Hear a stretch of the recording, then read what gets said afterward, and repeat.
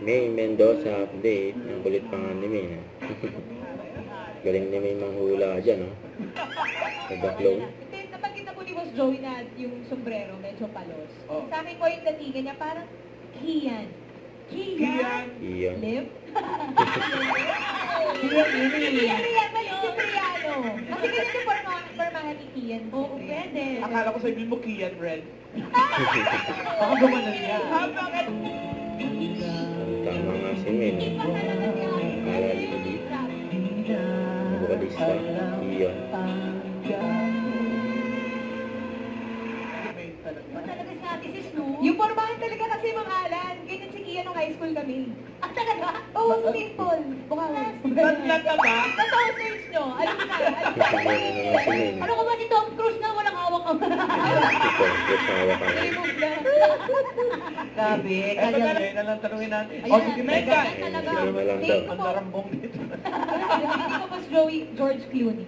Ah. George Clooney? Oo. Kumakanta ba yun, May Ate kanta ba si Tess? George Clooney? Kumakanta, may cover siya ng Sana Ngayong Pasko sa YouTube. Hindi ka totoo. Invento ka. Sana Ngayong Pasko. Totoo nga. O, sige, tingnan natin kung si George Clooney nga itong sing. Ang gawit ng Ano mahali. naging George Clooney? May tanong si Bossing. Baka na-fake news ka. Hindi ko, kasi yung mukha niya naalala ko lagi kaya. Ano naman si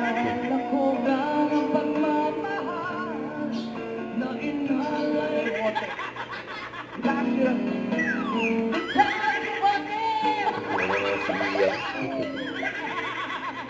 Megay. At salamat din po sa mga nakishare sa amin today, Team Studio. Thank you po, Team Bahay, Team Online. Bukas, panibago ito. Bulaga. Nasod na daw.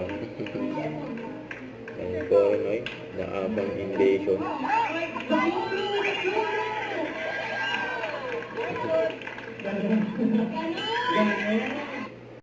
Don't forget to subscribe and click the notification bell for more updates. This is Richard Reaction Vlog. Stay tuned for more videos. See ya.